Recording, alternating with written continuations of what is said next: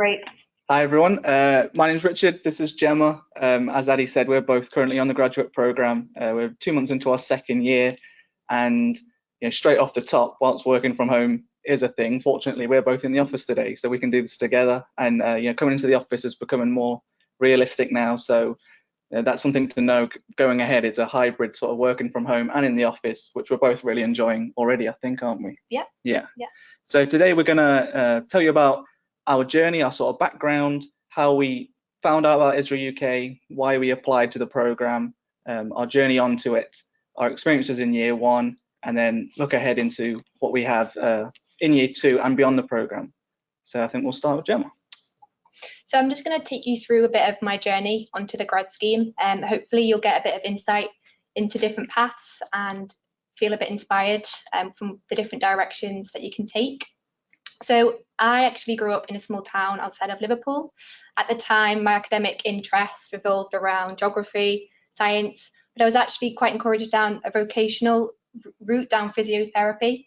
But it wasn't till the summer of going to university that things changed quite quickly for me, and I ended up following the passion of pursuing geography as a degree. So quite quickly my path changed and I kind of just went with it. Geography was something I always really enjoyed and was quite avid into science and going out into the outdoors. It was quite natural for me to pick it up as a degree. So I went across to study in Queen's University in Belfast. So this is me on my first day, all excited at the Lanyon building. And for me, I didn't know anything about GIS until second year of university. So this is really where I gained my passion and my inspiration from some peers and people around me. Really is what pursued my career now into GIS. So a few things I just want to talk about on that was, first of all, my GIS technician. So when presented some of the modules, we looked at space, remote sensing, satellites, and geography all in one. And I couldn't quite believe all these concepts could come together as one. So for me, it was a no-brainer that I was going to pursue that and do some modules within it. I was then really fortunate enough to go to Iceland. This is just some photos I've inserted from the field trip. Here I was able to use more practical field-based skills, looking at climate change, glaciology, using handheld GPS devices, and taking that back to the lab to look at results. So again, this is another inspiration for me to pursue GIS. But what I really want to touch on is coming to the end of my degree, and where I really saw how GIS could not only benefit my community and local area, but looking at how GIS was used in the other side of the world. And so I came across a really inspirational guy called Richard, just as inspirational as this guy, Richard. And I have put the link in just here, which is a guy called Richard Riesel, Keepers of the Rainforest. He trekked into the Amazon in his early 20s and was able to bridge a relationship with tribal members in indigenous communities and really show how they could use some basic GIS tools to map out their land and protect their territories. And these people were able to give these maps to the government and use them as a way of protecting and gaining rights to their land. So for me, I couldn't quite believe how GIS could be used for conservation, through climate change, through sustainability practices. And as you can see, they were both actually awarded Making a Difference awards at the Esri User Conference in 2016 with a leader from the Shuar tribe. So I actually explored a dissertation in this, Indigenous tribes and participatory mapping, and that really ignited my passion for GIS. So I graduated in 2019 and I didn't quite know what I wanted to do. It was quite a tricky time. I took a bit of a gap year and the pandemic hit halfway through. So it was quite difficult finding jobs straight out of university. I did want to stay in Belfast and it was relatively small, the field there for GIS. So I ended up taking a research position at the university for around 6 months. And that's me there. And then I travelled home when the pandemic hit. So I had a few masters lined up in GIS, but for me, I did want to continue to apply for GIS related jobs. And that's where I found the grad scheme in February. And I heard back in May. and here I am now. So I'm currently in internal sales rotation, a second year on the graduate scheme, and I'm currently living in London. So that's just a bit of a whiz-stop tour of my journey onto the grad scheme, and Richard's just going to quickly go through his as well. Yeah, and I think it's really interesting because everyone sort of seems to have different paths onto into Esri UK, and you'll hear that throughout everyone's talk today. And mine is quite different from Gemma's as well, I think, even though we started at the same time. So I sort of grew up in Derby in the East Midlands. I went to school and did my A-levels there, and my strongest subjects were probably maths and chemistry, biology, but enjoyed geography the most, so refused to ever give it up, and ended up going on to university, being the first in my family to do so. So that was sort of a really big moment for me. I started in 2013 at the University of Birmingham, studying geology with an international year, so token year abroad picture included. I studied for 4 years, studied geology, and I guess anyone else who studies geology will know it does involve an awful lot of mapping, but ironically, this was also really old school and done by hand on paper, sort of like this. So no GIS involved whatsoever for those 4 years. We would create, I guess, digital maps, but these were just digitized on the computer. So I did 4 years at undergraduate and never came across GIS whatsoever. I left that degree still not really sure what I wanted to do, so went on to a master's course at University College London, studying geophysical hazards. There was a year in between because I had to save to afford the course, and it was on this course that I first encountered GIS. Halfway through, we had a sort of 6-week module on GIS using ArcMap to make sort of volcanic hazard maps.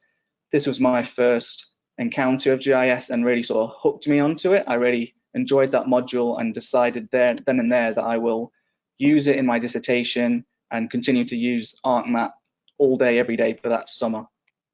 And it was doing this all summer that really convinced me GIS is for me. This is what I want to do as a job, but I still knew nothing about the field, where to look for jobs or anything like that. So my first thought was, well, I like ArcMap, let's go on the ArcMap website. They're actually called Esri UK, would you believe? And that's where I sort of came across the graduate program. The thing that really convinced me to apply for the graduate program was this resource called the Graduate Stories Story Map. I've made a link here, which you'll be able to access afterwards. And it was the stories of people already on the grad program, how they got onto it and what sort of people they are. And reading that really convinced me they sound like me, so this must be sort of the place that I will fit in. This must be right. So I decided to apply. And the last thing I guess I really want to shed some light on when on the path to Esri UK was the recruitment process I experienced, because I applied to a few programs at a few different companies and found that often I'd have to do an online test and then a really sort of computerized interview over video with no one on the other side, and I hated all of that. But with the Esri UK process, it was really personable and lots of human contact. I did a telephone interview with an actual person. I did an in-person interview with actual people and came to the office for an assessment centre. And that was so warming and welcoming. It really convinced me that Esri UK was the place I would fit in best. And just 12 months after using GIS for the very first time, I got offered a place on the graduate programme, which shows that you don't need to have an extensive background in GIS. And I think that's where we differ and our journeys onto the program differ. So now that we are here on the program, we do the rotations, like as was alluded to at the top. And so we're just going to sort of cover what they involve. In year one, the most recent 2 I did were technical support. This is sort of exactly what you would imagine, interacting with customers, such a wide range of customers to solve their technical issues with the products. This is a good place to work with a team that's really supportive of you. They help you with all the cases that you might have, and you get exposed to so many different uses of the technology by the customers. So it really sort of broadens your horizon as to what's possible with the tech. And then the second one I'm going to touch on is pre-sales. That's where I am now, which involves demoing to customers how they can use the tech and how they can apply it to get the sort of business needs that they need to meet. And there's so many different ways you do this, whether it's in person at a conference, which I was lucky enough to do recently. You can present on webinars, which I've also done recently and will continue to do sort of in the coming weeks. And then building demos for one-to-one customer interactions. You really sort of present a lot, which builds your confidence. And the great thing about those two rotations I've just mentioned in particular is that you interact with customers pretty quickly. So you do real work that really sort of helps the business, and you really appreciate that early on. Yeah, so two other rotations in my experience in the first year of the grad scheme is marketing and media maps. These are two rotations added back to back, and they tend to be a lot shorter. So I've just put in a few different examples of some of the things I got up to whilst in marketing. So as you can imagine, it was being a part of some of the things that are on the forefront of Esri UK, so campaigns, webinars, social media posts, and more importantly, our conference, which happens every year. And I'm sure you'll hear a little bit more about that as the session goes on. So I've just put in a few examples. I was lucky enough to just create some nice content, basically using our software. So gathering information from our staff and presenting that out to a wider audience and getting that out there for public engagement. In a similar way, Media Maps is quite public focused, but you get to experience the behind the scenes of creating a map from scratch, going through a pitching stage of how that map would maybe fit into the media in some form, in an article, in the news, but it really ties through your own personal interest as well as what's going on in the news in current times. So these are again just some examples that I did whilst on the rotation during the summer. I really enjoyed improving some of those cartographic skills with our cartographer, Sam Bark. And in a similar way, you can put these into I put these into some of my blog writing. That change from academic style writing to business writing is a really, really important skill. I think we both really benefited from that. And I had put in a few examples there of some of the blogs that you can check out on the Esri website. So just looking a little bit about the now and ahead. So I'm currently in internal sales, and Richard's just finishing his rotation in pre-sales. So I've highlighted in green the ones that you would go to do in your second year, and the ones that you would revisit in first year rotations are just highlighted there in white. So you have a range of support, line managers, rotation managers, graduate buddies, and the rest of your cohort. I think that's kind of just touches second year rotations. I think you might talk a little bit about experiences so far, and then we'll. Yeah, I think for year two we've only just begun, so we have a lot of these rotations ahead of us, and experiencing those other sides of the business is one of the aspects of year two we're really looking forward to. But I think we can also, in terms of things we're looking forward to, include the chance to be a mentor. I think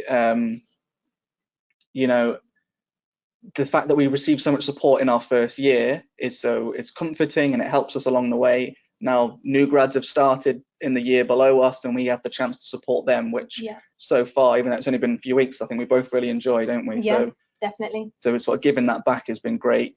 The Esri UK annual conference is, it's an in-person event this year, and grads are normally sort of heavily involved, reasonably involved, and we'll get the chance to do that. So that's something we're definitely looking forward to.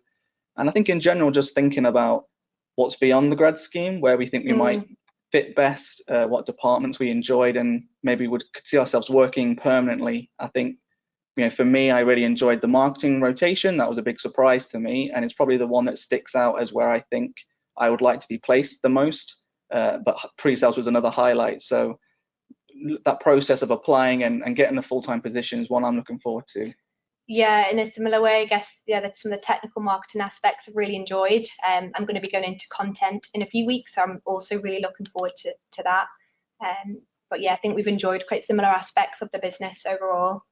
So really, we just wanted to end with knowing that you can reach out to us. We've just put in some LinkedIn contacts there, and we've just put in a few useful links below, because obviously the island has a grad scheme as well. So hopefully that will help if for any other information, any other bits you wanted to. No, I think use the links, discover more about the process. There's lots of information online. Feel free to contact us, because we're happy to help everyone. And otherwise, I think that's us wrapped up. Yeah.